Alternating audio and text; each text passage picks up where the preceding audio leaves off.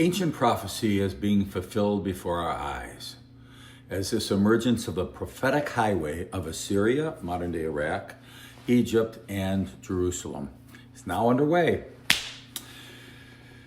Before our eyes, prophecy unfolding. Nearly 2,700 years ago, the prophet Isaiah foretold a future that nobody could imagine. Egypt, Israel, and Assyria alongside in a blessed highway in unity, threefold cord. A prophetic highway connecting these three ancient enemies, a unity that seemed impossible for thousands of years. To understand this prophecy, we need to look at the ancient map.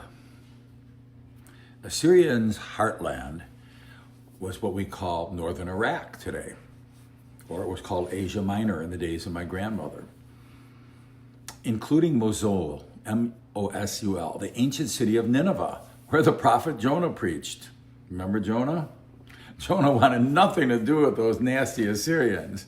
They were the most feared and barbaric people on earth. I resemble that in a minute. History records that the Assyrians invented crucifixion. The crucifix that killed our Christ, and often skinned their captives alive. They found a method to peel off the skin to inflict maximum pain. So Jonah fled towards Tarshish, the farthest away city in the whole known world at his time, the exact opposite direction that God had sent him. But Jonah could not outrun the long arm of God. A great fish swallowed him. Some say a whale. I don't know how big the fish was, but it was big enough to fit Jonah inside his belly. And he carried him for 3 full days and then vomited him. Oh, PG warning. Vomit, projectile vomit. Placing him right on back in sync with God's purpose.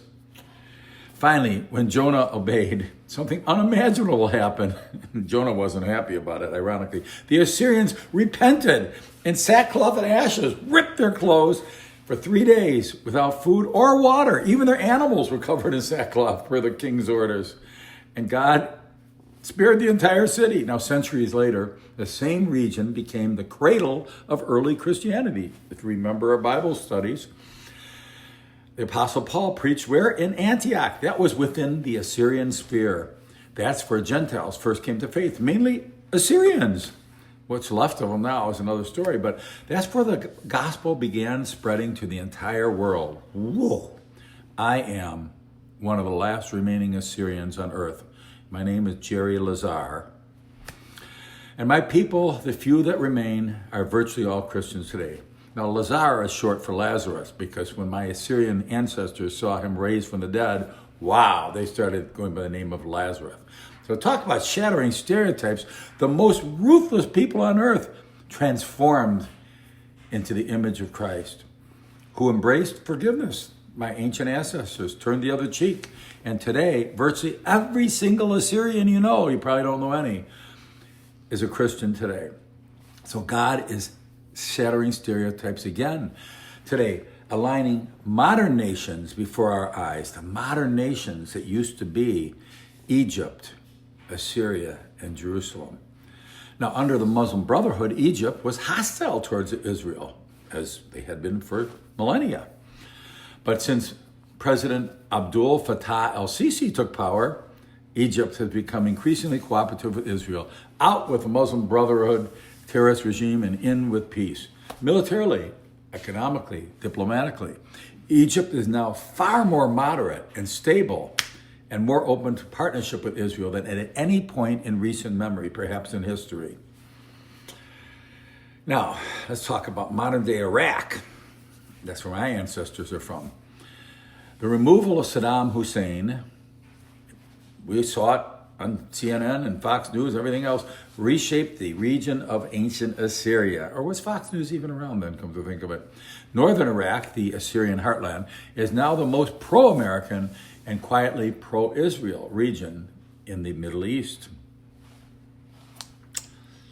Now, let's talk about those Kurds.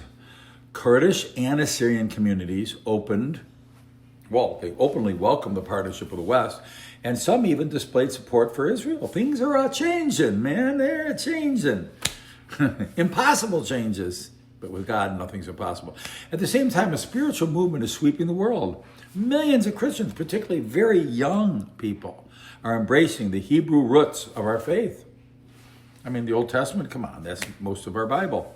Shofars are blowing. I wish I had a shofar. Oh, I love those things. They're being blown again. Biblical feasts are being honored. And Christians are learning Hebrew.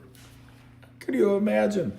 And Jews and Christians are standing together in unprecedented unity faith. This was unthinkable less than a generation ago. I mean, I'm older. I remember that generation. This is exactly what Psalm 87 envisioned. Nations being born in Zion. Zion is another name for Jerusalem. Spiritually awakened towards Zion, towards Jerusalem. Now, Isaiah saw a threefold blessing. This is important. This has to do with the highway. Egypt, number one, my people. Assyria, number two, my hands, my Assyrian hands. And Israel, my inheritance. The political groundwork is forming and the spiritual awakening is rising. And the nations listed in Psalm 87 are stirring again. This is real. This is prophecy unfolding before our very eyes. Step by step, the ancient prophetic highway linking Assyria, modern day Iraq, Egypt, and Jerusalem is coming into view. Now, and it's not quite in its fullness yet, but it's unmistakable, undeniable, and prophetic. We are watching ancient world history, and modern geopolitics collide with biblical prophecy. God shattered stereotypes 2,700 years ago in Nineveh, and he is shattering stereotypes again today. And the nations rising toward this prophetic highway. Unimaginable, now imaginable before our very eyes.